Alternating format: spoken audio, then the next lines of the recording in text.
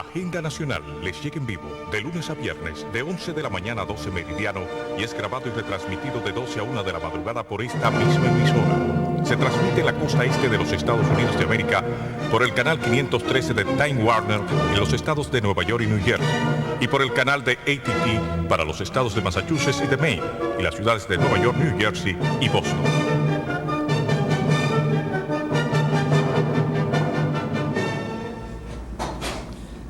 Saludos dominicanos en todo el territorio de la República y en ultramar en la costa este de los Estados Unidos de América e igualmente a todos sus habitantes de habla hispana. Hoy, viernes 28 de junio del año 2012, le traemos otra edición de su programa Agenda Nacional. Este programa sustenta los valores de la libertad y la democracia, el derecho de los dominicanos y los latinoamericanos al desarrollo económico y social. Con apego y respeto a los principios de soberanía y autodeterminación que sustentan y hacen posible la convivencia pacífica de pueblos y naciones, para identificar y analizar los obstáculos que han impedido e impiden que alcancemos la condición de vida y la felicidad a la que somos acreedores. Les habla Leopoldo Payalanita y para llevar adelante este programa contamos como siempre con la ayuda y colaboración de nuestro amigo el licenciado Roger Ocando Pino. Buenos días, Roger. Muy buenos días, Leopoldo. Cerrando la semana. Así es. Vamos a pasar entonces a nuestro formato usual de nuestra agenda nacional con los temas previos que inician nuestra agenda. Vamos al primer titular que dice: los intentos de reelegir al presidente Mejía. Los diputados aprueban reforma a la Constitución con reelección en primera lectura. Bueno, estos son los titulares de varios de los medios. Hemos recogido solamente uno de ellos.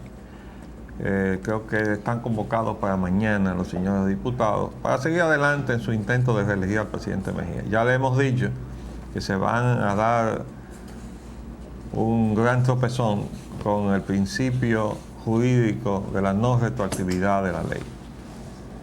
De modo que cuando salgan de su tarea, hay algo ahí que yo no acabé de entender. Según leí en la prensa, el acuerdo que permitió que se aprobara en la Cámara de Diputados tal y como estaba era con la condición de que se escucharan entonces, supongo que en el medio de la Asamblea Revisora, las posiciones reformistas. Pero yo tengo entendido que la ley debe decir qué es lo que se piensa modificar y cómo. Entonces yo no entiendo cómo es que si se aprueba la ley, después eso se va a poder cambiar en el curso de los trabajos de la Asamblea Revisora, si no es sobre la base entonces de vulnerar el principio de que esa ley es lo que marca y rige los trabajos. Porque si vamos a caer entonces en que usted puede convocar a la Asamblea Revisora con una ley que dice lo que va a hacer y después usted se proclama soberano allí, yo puedo hacer lo que yo quiera y puedo cambiar la agenda, entonces y desbordar ese marco. Estamos transitando un camino peligroso. Vamos a seguir adelante. Indudablemente. El feo caso de Darío Gómez es el subsiguiente título. Fiscal del distrito ve posible autor intelectual en la muerte de Darío. Esto fue ayer tarde. Realmente es un titular sorprendente, ¿verdad? Que a esta altura del juego, el fiscal del distrito, ese fue el mismo que firmó el acuerdo aquel de ponerle a fuerza pública a disposición de Carl Huber, ¿recuerdan? Pero también fue el mismo aquel que soltó a aquellos funcionarios del gobierno de Leonel Fernández que le habían mandado preso el Procurador General de la República y el asistente encargado del Departamento de Prevención de la Corrupción, y él lo soltó porque no vio indicios de culpabilidad. Entonces, ahora, a la distancia del tiempo que ha transcurrido del asesinato del senador Darío Gómez, él está comenzando a ver la posibilidad de que haya un autor intelectual. Ustedes se explican ahora por qué no se ha encontrado nada. Pero vamos a seguir adelante porque seguimos con otras cosas. General, la dice, información de hoy ya. Sí, esa información de hoy en la mañana. La muerte de Collares fue un problema entre presos. Ese es uno de los que pues está acusado de dar muerte al senador Darío Gómez, y contradicciones en las versiones integrantes de la comisión investigadora. Bueno, esto es una cosa que uno tiene que decirse, pero bueno, dice ahora el encargado del régimen penitenciario, ¿no?, que eso fue un problema entre presos. Bueno, pero un preso mató a otro preso, pero ese no es el punto. La cuestión es el fondo, ¿verdad? Todo el mundo sabe que fue un preso que mató a otro preso. Y eso de venir ahora a decir que eso fue una contradicción entre presos. Entonces le está dando razón de que la versión que salió en la prensa, de que estaba disputándose el predominio, la hegemonía de la cárcel. ¿Quién es que manda aquí? Y el general no manda. Esto es lamentable. Sí, absolutamente. Inclusive el propio presidente llegó a pronunciarse en ese sentido, sobre ese caso. Y dijo que en base a un informe que le habían suministrado, que él había requerido y se le había suministrado, él entendía que fue un pleito entre presos. Es decir, se hacía eco de la misma aseveración que daba el jefe director de prisiones. Pero todo parece indicar que no es así. Inclusive las mismas expresiones del detenido, el agresor, de que, bueno, era algo más allá de eso, y todos los precedentes que hay relacionados con uno y otro caso, etcétera. La cosa no termina ahí. Debieron esperar entonces que se hiciera se llegara a más profundidad en las investigaciones y que se llegara a unas conclusiones más concretas para emitir ciertos juicios. ¿Usted no cree? Pero se lanzaron a decir, no, es un pleito entre presos. Tú sabes que aquí les encanta prejuzgar, incluso hasta algunos jueces cometen la pifia de prejuzgar y entonces se descalifican, se tienen que inhibirse por haber opinado por anticipado. Dice que el procurador Bello Rosa quiere el origen de la denuncia que hizo los familiares de Darío Gómez antes de que ocurriera el hecho. Y él quiere llegar a quién le dio la información. Quiere saber por qué ellos sabían que eso iba a suceder. Bueno, yo le quiero decir al procurador general, amigo Virgilio Bello Rosa, que la lógica dice que en una situación donde obviamente hay una conspiración, porque si no hubiera habido una conspiración, este caso estaría resuelto. No está resuelto porque hay una conspiración. Y ahora estamos viendo la fase de encubrimiento de la conspiración. Y ahora estamos también viendo la fase de la ley de la omerta, ¿no? Que tiene la masía, ¿no? En boca cerrada no entra mosca. Entonces ahora van a eliminar a los autores materiales. Por cierto que leí algo que me ha dejado un poco confundido. Ya no sé si se trata de un error periodístico. Tú sabes que tenemos también una gran posibilidad de los errores. Pero lo que yo recuerdo es que se había anunciado un atentado contra el que estaba diciendo que se iba a descubrir pronto que había pasado. Es decir, el que está en la Victoria, que tiene el apodo contra el mago, qué sé yo, el mago, algo así. Pero ahora aparece otra versión en otro de los periódicos diciendo como que se tenía una versión del atentado que iba contra este que murió. Contra este directamente, no contra el otro. Entonces ahora uno no sabe. No sabe si los periodistas se equivocaron o si es que los investigadores están todos equivocados, lo cual es muy probable. Bueno. Y entonces nos quieren equivocar a nosotros. Lo que pasa es que nosotros los dominicanos no somos estúpidos, De modo que háganos el favor. Sí, que tenemos un gran entrenamiento en percibir las cosas que otros no perciben desde hace muchos años. Ahora pasamos al tema, dentro de los propios temas, de los temas previos, las relaciones entre República Dominicana y Haití.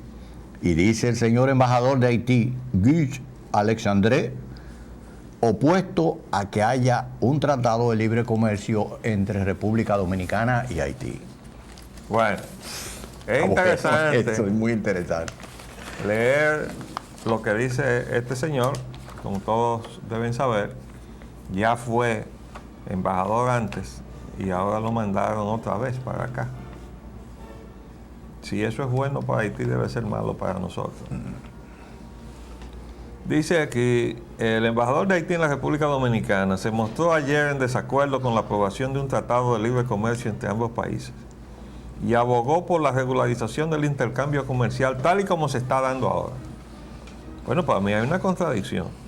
Regularización del intercambio comercial, tal y como se está dando ahora, pero ¿qué llama él regularizar lo que se está dando ahora?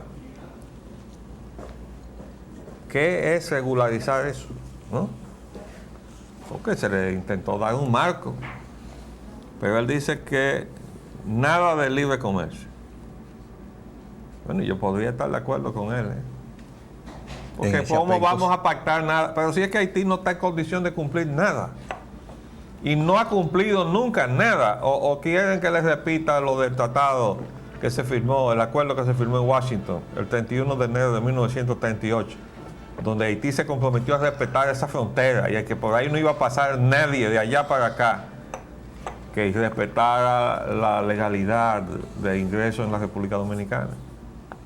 ¿Y dónde está el cumplimiento de eso? ¿Y dónde están las acciones de los gobiernos dominicanos para reclamarle a Haití el incumplimiento de eso? Que se hizo con la presencia y podemos decir el testimonio como testigo, ¿no?, del Departamento de Estado de los Estados Unidos. Se firmó en Washington. Vamos a ver otra cosa que dice el señor embajador. Consideró que el acuerdo de libre comercio entre la República Dominicana y Haití se encuentra con algunas dificultades, entre las que citó el hecho de que por lo menos una parte de los empresarios haitianos tiene temor de las perspectivas de ese acuerdo. Bueno, está bien, si ellos están defendiendo sus intereses, es lo más natural es que ellos lo defiendan. Están defendiendo sus intereses. Pero oigan esto, mencionó el hecho además de que Haití y República Dominicana pertenecen a esquemas de integración regional distintas. Deben ser distintos. Siendo Haití miembro del CARICOM y la República Dominicana vinculada más al mercado libre centroamericano. Bueno, pero eso lo venimos diciendo hace muchísimo tiempo. ¿Qué hizo CARICOM? Y hay que recordar que República Dominicana perdió la oportunidad de ser miembro de pleno derecho de CARICOM. Porque cuando CARICOM era CARIFTA, Caribbean Free Trade Association, por allá por los años 1969, 70, las puertas del CARIF estaban abiertas para la República Dominicana. Los que no quisieron entrar entonces fueron los empresarios dominicanos. Y yo me acuerdo del caso de las neveras dominicanas, que le tenían miedo a las neveras jamaiquinas, y yo decía, pero ¿cómo es posible si aquello es un mercadito chiquitico al lado de este? Bueno, pero así funcionaba la mentalidad proteccionista en exceso del desarrollo industrial dominicano. Entonces, pero resulta ser que con el proceso de perfeccionamiento de los mecanismos pasaron de ser CARIFTA a CARICOM. Y cuando ya consolidaron lo que es el CARICOM, ya no querían que República Dominicana perteneciera, porque decían que era una entidad económica demasiado grande y que venía a desnivelarle la situación bastante equilibrada que ellos tenían entre islitas más o menos de la misma envergadura económica. Total que realmente hay mucha diferencia entre unos y otros allí. Absolutamente. Trinidad Tobago es una ley. Entonces, ya a esta altura, lo que se inventaron fue lo siguiente. Nosotros todos constituimos el CARICOM, todas las entidades pequeñas, y le dieron participación a Haití. A Haití. Pero rechazaron a la República Dominicana. Entonces dijeron, no, República Dominicana, en lugar de estar aquí con nosotros, viene a una entidad que va a estar aquí arriba, donde vamos a estar todos también, que se llama el CARIFORUM, y donde van a estar no solamente República Dominicana, sino también Cuba, cuando regrese legalmente a el ordenamiento del hemisférico, ¿no? Cuando se le suspenda las sanciones que tiene. Entonces aquí arriba está Cuba y República Dominicana, cada uno como un ente separado, y todos los demás como un bloque que se llama CARIFORUM. Lo que significa que cada uno de nosotros, es decir, Cuba y República Dominicana individualmente, vamos a negociar con todo el Caribe en bloque en contra. Cada vez que nosotros vamos a negociar, tenemos el Caribe entero consolidado, negociando contra nosotros como un solo ente. Y nosotros aceptamos eso. Y nosotros en este programa y en todos los programas que tuvimos oportunidad de ir, le estábamos diciendo, pero señores, ustedes no ven lo que están haciendo. ¿Cómo van luego los empresarios dominicanos, aquellos que les faltó visión en su tiempo, ahora les falta visión para negociar? O tienen unos funcionarios en Cancillería que están negociando mal en perjuicio de los empresarios dominicanos, que ya han despertado a la necesidad de ampliar sus mercados y de defender su capacidad de competir. Por aquello de que donde hay desigualdad no hay competencia. Y entonces resulta que los negociadores de la Cancillería han ido a poner en precario los intereses de los empresarios dominicanos, tanto en Centroamérica como con CARICOM. Bueno, pues ahora dicen los empresarios de Haití que no están de acuerdo con el libre comercio porque sus intereses se perjudican. O sea, ellos están en su asunto, ¿no? Eso fue lo que me llamó la atención.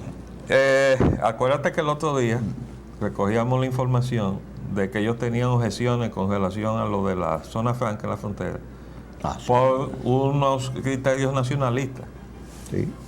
Digo, magnífico, ellos tienen derecho a ser nacionalistas. Los que no tienen derecho a ser nacionalistas somos nosotros los dominicanos. Porque inmediatamente nos respetan todo tipo de calificativos, ¿verdad? Y por último dice el señor embajador, refiriéndose a esa prevención, de que tenemos dos esquemas diferentes, dice que la República Dominicana está más vinculada al mercado libre centroamericano. Bueno, lo que pasa es que hemos querido estar en todas partes, pero hemos querido estar mal en todas partes. Y no estamos en ninguna prácticamente. Eso me recuerda el razonamiento muy sensato que hizo el secretario de las Fuerzas Armadas con relación a las instalaciones militares en todo el territorio de la República, las fortalezas que se heredaron de la dictadura, emplazadas con un criterio político que ya hemos dicho que las Fuerzas Armadas de entonces tenían una sola misión, que era la de sostener la dictadura. Y después venía lo demás, lo de la soberanía, etc. Y decía el secretario Soto Jiménez, que por cierto le van a dar una condecoración ahora qué bien. En Centroamérica, creo que en Honduras. Decía él, es preferible estar fuerte en pocos puntos y no estar débil en todos. Exactamente. Desparramado, como decimos. Él parece que revisó la situación y dijo, esto no está bien. Vamos a concentrarnos y hacernos fuertes en determinados puntos para podernos prevenir para lo que puede venir. Eso se llama visión estratégica. Bueno, pues lo mismo pasa ahora con las negociaciones. Entonces, dice también el señor Alexandre, con relación a que estamos más vinculados al mercado libre centroamericano, aunque tampoco tenemos ningún derecho allá. Probablemente por eso esté en contra, cuyas dificultades técnicas no puedo entrar en detalle. Yo sé a lo que se refiere, a la desventaja comparativa entre uno y otro. Entonces quiere decir que hay cosas que ellos no pueden decir, ¿verdad? Muy bien, tomen nota. Vamos a seguir. Desde luego. Anadegas y el desorden de las gasolineras. Bueno. Basta ya de tantas bombas de gasolinas ilegales. Sí, señor. La Secretaría de Obras Públicas, y le publicó los documentos a Anadega, sí otorga permisos y licencias para instalar bombas gasolineras, que lo había negado el secretario. Sí, Vargas Maldonado salió lavándose las manos, pero él desde luego incurre en ignorancia de las funciones que tiene su cargo. Sí, porque la ley realmente está desperdigada en su cumplimiento. Por ejemplo, los permisos de enterrar los tanques de combustible es obra pública que los da. Usted puede autorizar, el ayuntamiento puede autorizar la estación y ponerla donde no debe estar, que es lo que ha estado pasando. Eso es, sí. Y dar permiso de uso violando las normas y todo eso. Bueno, pero no pueden poner a funcionar la estación ahí si obra pública no le dice, sí, está bien, pongan ahí el tanque donde se va a almacenar el combustible, porque es obra pública quien da ese permiso. Entonces, hay un lío, porque ha habido una violación por todas partes. El ayuntamiento ha estado dando permisos alegres. Aquí hubo, al final del mandato de Leonel Fernández, una diseminación de bombas nuevas, que todo el mundo sabe que eso fue producto de la corrupción. Hubo una serie de franquicias que estaban ahí a la vista, se hicieron en menos de 4 meses. Estaban todas ya instaladas. Entonces, la ANADEG ha cogido el toro por los cuernos. En esta ocasión. Y entonces ya le salió al paso al asunto, porque realmente todo esto tiene un propósito y es extinguir a las empresas independientes del negocio del expendio de combustible. O sea, las empresas distribuidoras extranjeras están consolidando el negocio que antes, por un principio antimonopólico de la legislación norteamericana, que es la ley Sherman, le prohibía consolidar el negocio del detalle con el negocio del mayorista.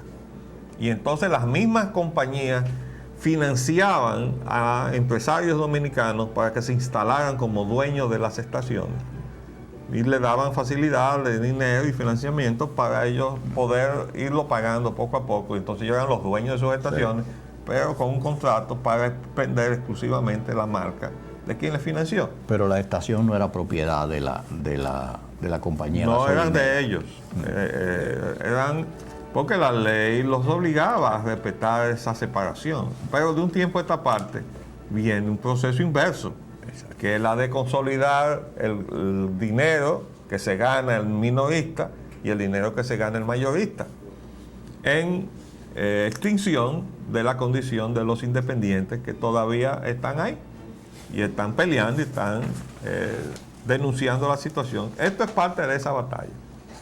Pero lo que es lamentable es que las autoridades del país estén del lado de las distribuidoras, dándole la oportunidad de ampliar sus instalaciones para entonces las distribuidoras poder acosar a los independientes que quedan. Eso es lo que está pasando. Y además están entrando en conflicto con los vecindarios. Yo quiero felicitar a la Junta de Vecinos de Las Praderas, porque han echado una bonita batalla. Obligaron al ayuntamiento a echar para atrás, aunque sea provisionalmente. Dice ahí el Está titular. suspendido nada más. Está suspendido. Sí. Pero resulta que el ayuntamiento dio el permiso y violó todas las normas. El ayuntamiento, porque yo conozco eso, acuérdense que yo fui regidor muchos años y me tuve que ir porque los regidores de mi partido, el PRD, por corrupción, apoyaron una instalación, una construcción, que mi comisión había detectado que violaba las normas legales vigentes. Y entonces me aplastaron. Y yo cogí mi motete y me fui. Y por disciplina partidaria y por temperamento, yo no quise hacer en aquel momento ninguna bulla. Nadie se dio cuenta cuando yo me fui del ayuntamiento. Yo pude haber hecho un escándalo. Pero el PRD nunca me agradeció eso. ¿Verdad? El ayuntamiento es reiterativo en ese tipo de conducta, otorgando permisos para bomba de gasolina en ubicaciones que no procede. Corrupción, hombre. Sí, áreas verdes, etcétera, etcétera. Vamos a hacer un paréntesis y volvemos con nuestra agenda.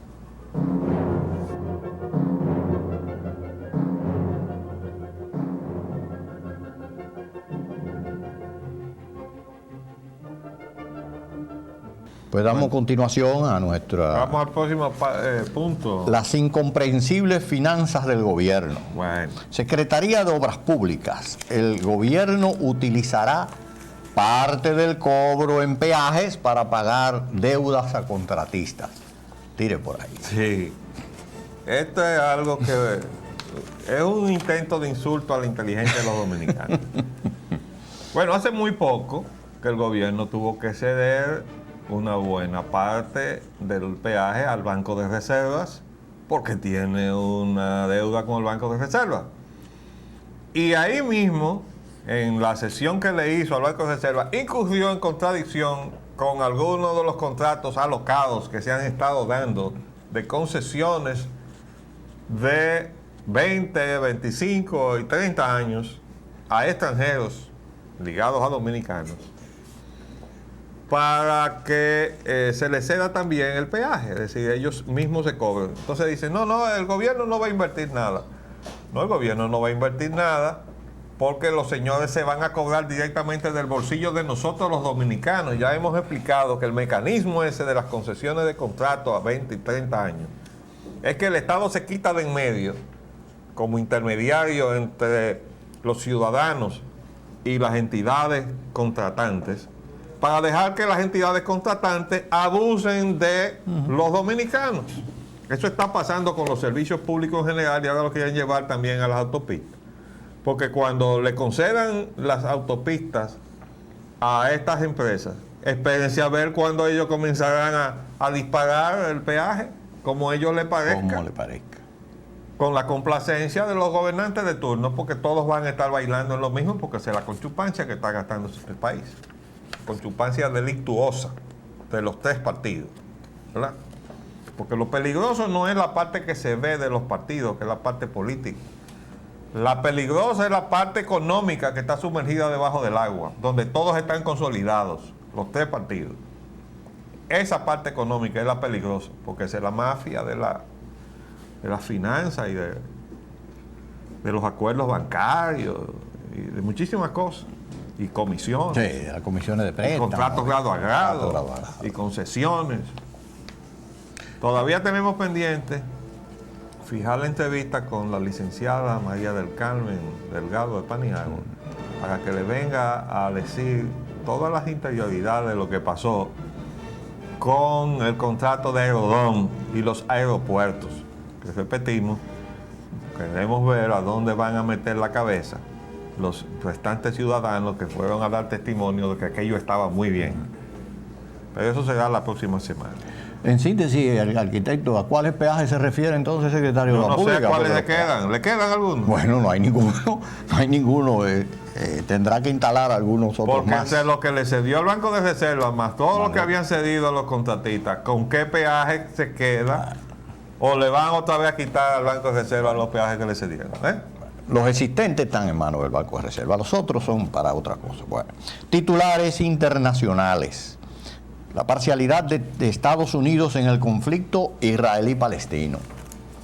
El New York Times dice, el miércoles, Bush dice que los palestinos perderán ayuda si mantienen a Arafat. Ahora están condicionando que una u otra...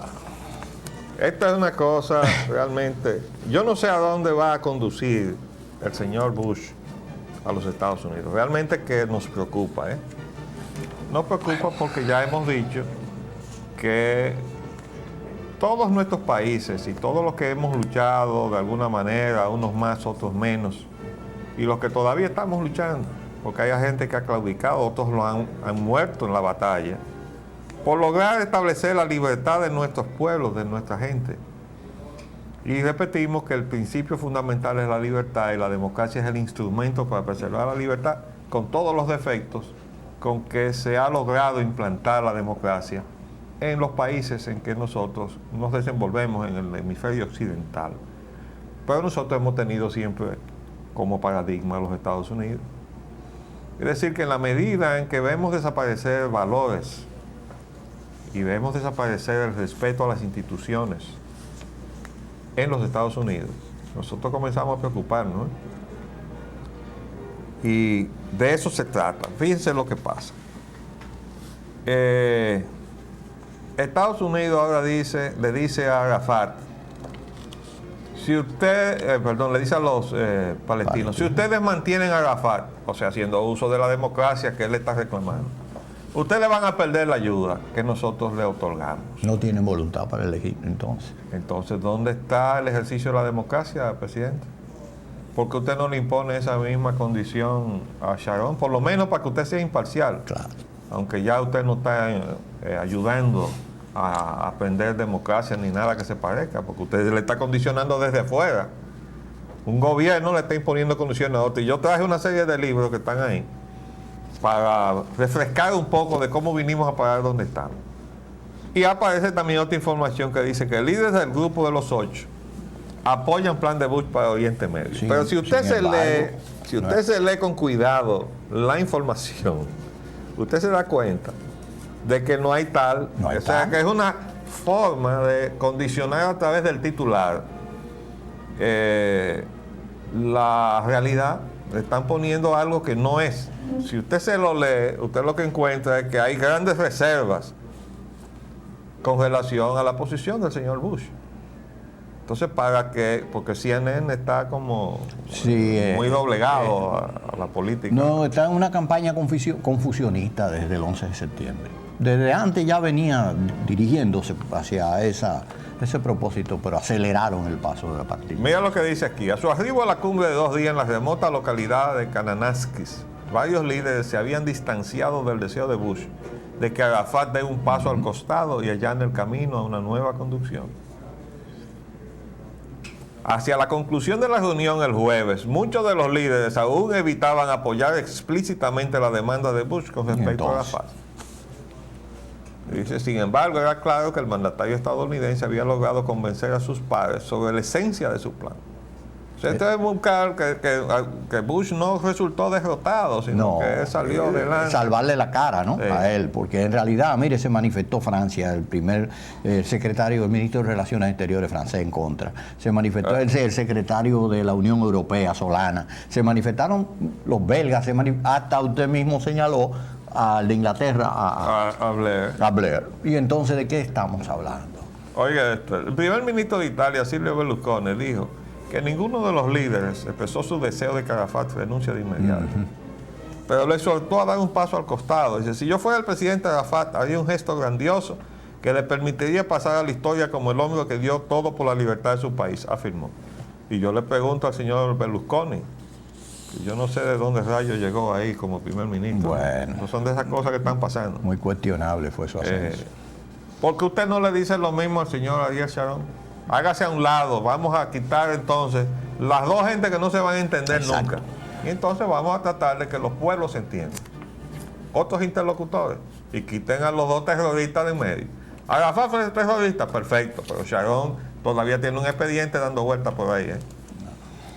Entonces, vamos a ver, porque esto no se detiene ahí. Hemos dicho que lo peligroso de todo esto, del enfrentamiento y la intervención de Estados Unidos, que se ha abrogado la función de árbitro sin ser imparcial.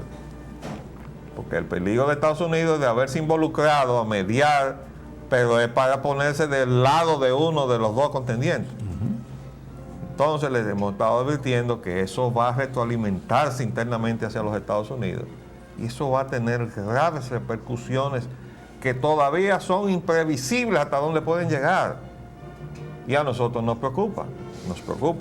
Y eso Vamos a leer lo que viene. Y eso lo Tiene está que haciendo ver. allá y aquí en América también, en Venezuela. Estados Unidos, conflictos de identidad. La economía. Estados Unidos defiende sus subsidios agrícolas contra una creciente crítica.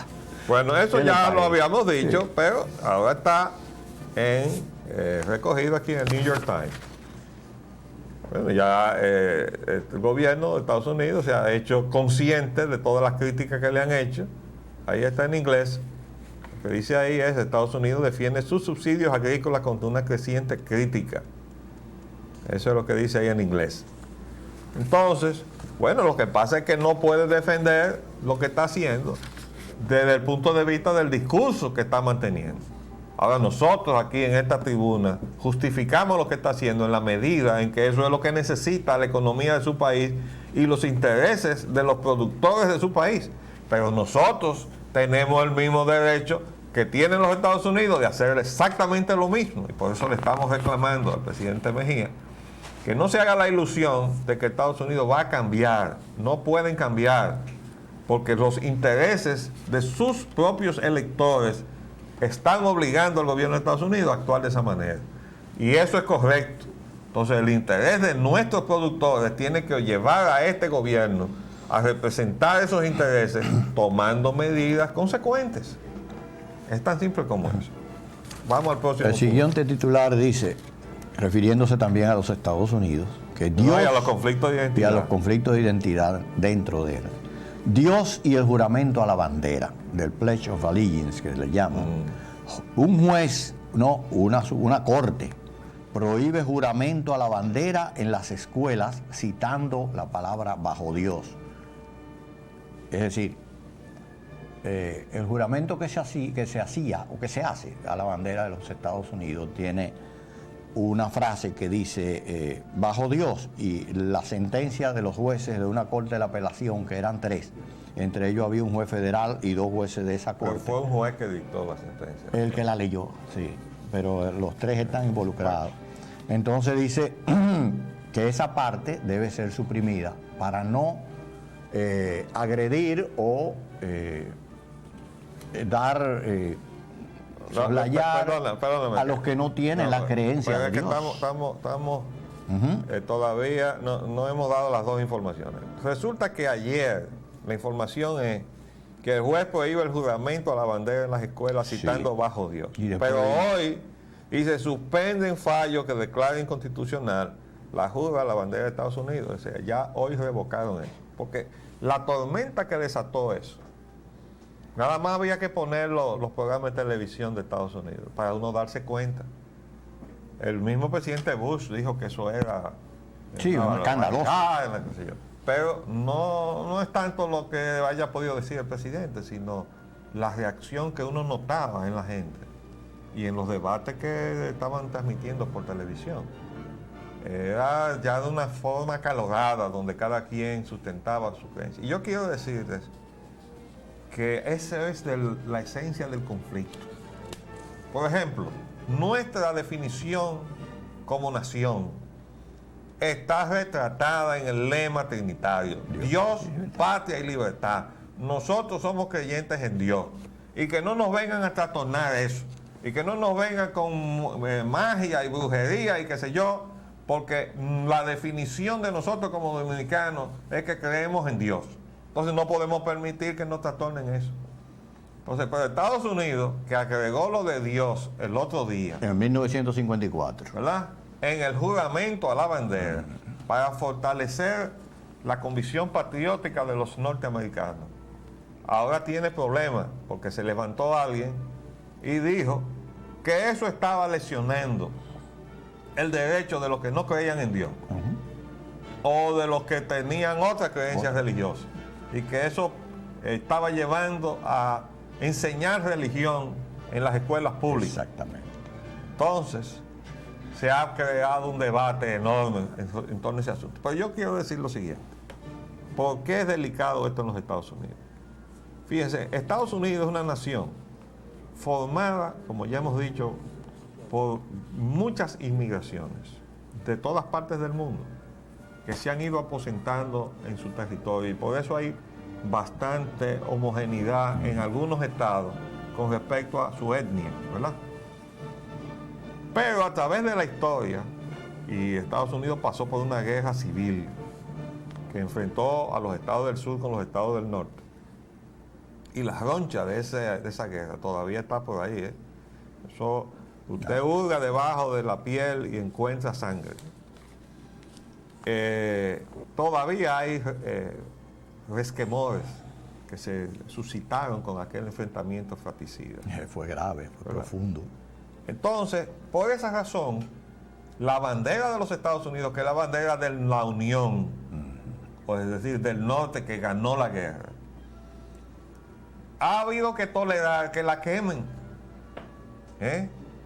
¿Por qué? Porque tratar de aplicar a rajatabla un respeto total a la bandera de los Estados Unidos implica entrar en un terreno muy delicado de ese trasfondo de conflicto con el sur, que son gente que no pierden oportunidad para levantar la bandera confederada.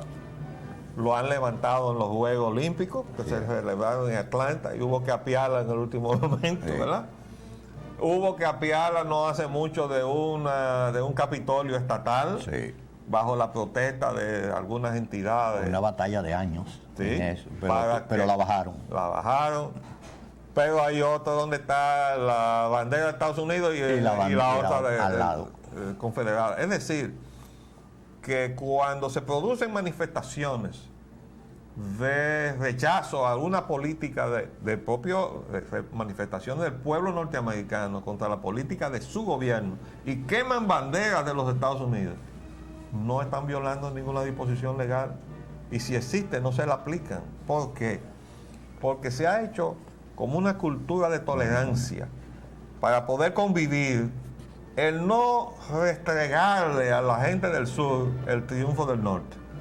Entonces, eso se ha creado como un espacio que está ahí. Usted puede respetar la bandera y usted no va a caer preso. O usted se la puede poner como un flu, como alguna gente que yo he visto que se la ponen. Sombrero, traje, camisa. Entonces, eso es parte del trasfondo de ese tejido ahí que está cosido, ¿verdad? A través de un tiempo de convivir y de identificarse en las cosas que los unen. Ahora están exacerbando las cosas que los dividen, Que los separan. y ese es el problema. Ahora han tocado nada menos que el problema religioso. Y léete el próximo titular, para que tú veas si eso no tiene que ver. La libertad de religión y el carnet de manejar.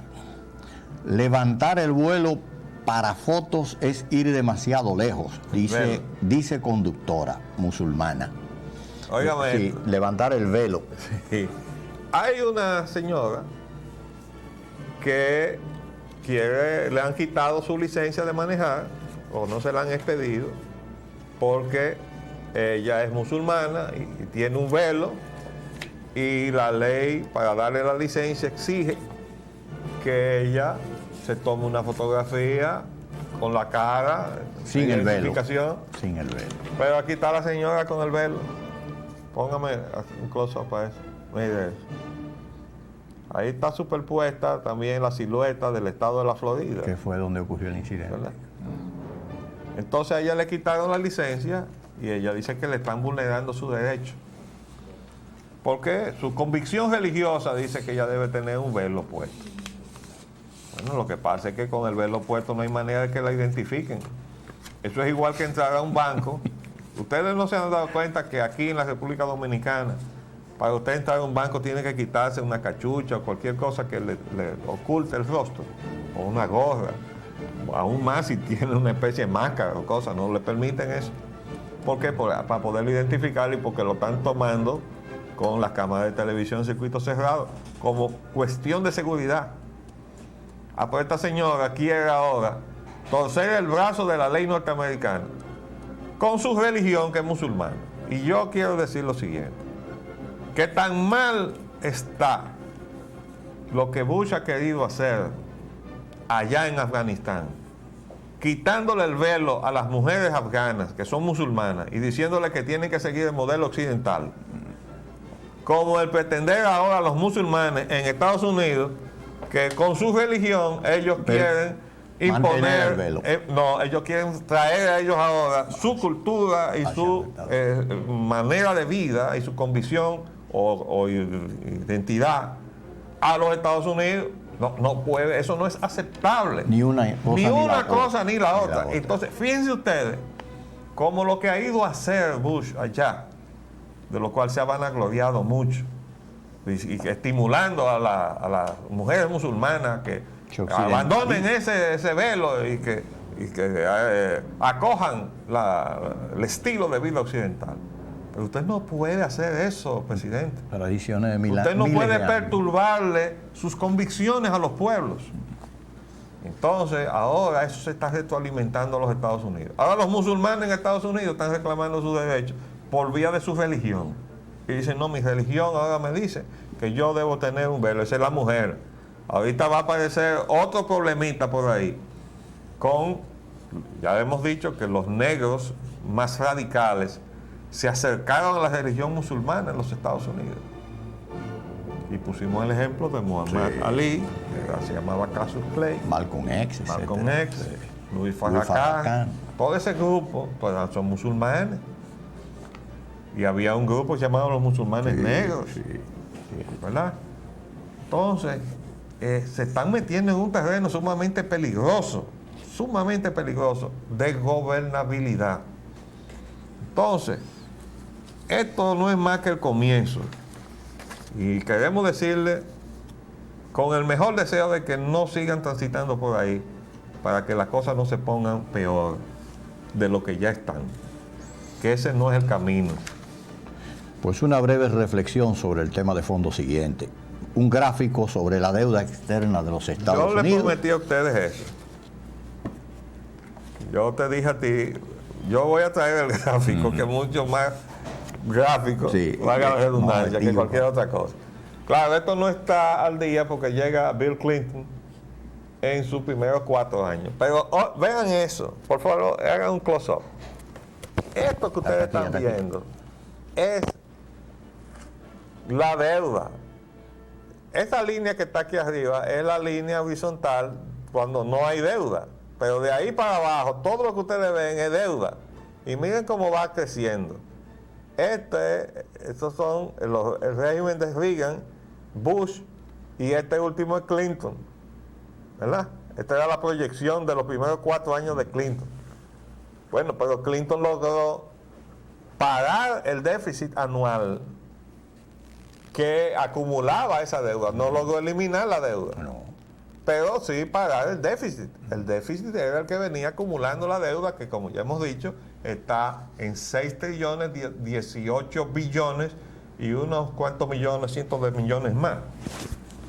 Eso está realmente carcomiendo la economía de los Estados Unidos.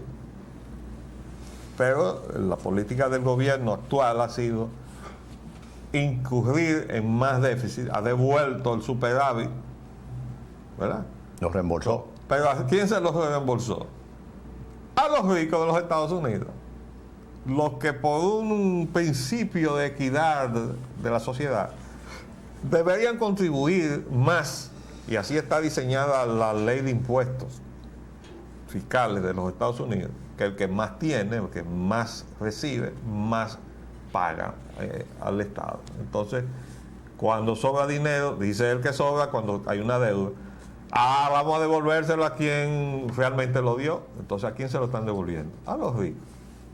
Entonces, ahora ya no hay superávit, pero se está incurriendo en un gasto que está por encima de lo que entra, de modo que ya volvió al déficit y por tanto el pronóstico de esa deuda que va a crecer descomunalmente en los próximos años.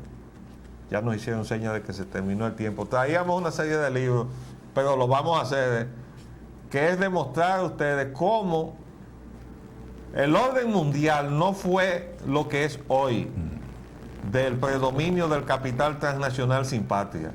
Había un proyecto de un orden económico internacional más justo, que llegó a avanzar y que hay una serie de principios que ya son parte del Estado de Derecho internacional, que aquí lo tenemos. Y le vamos a demostrar al señor representante del Banco Mundial cómo todo eso se está violando con lo que está haciendo el Banco Mundial y el BID y todas esas instituciones en nuestros países del tercer mundo. Se nos acabó el tiempo por el día de hoy y por esta semana. Pero volveremos en la próxima, si Dios así lo permite. Les hablamos Leopoldo Espaillá Anita. Y Roger Ogando. Hasta luego.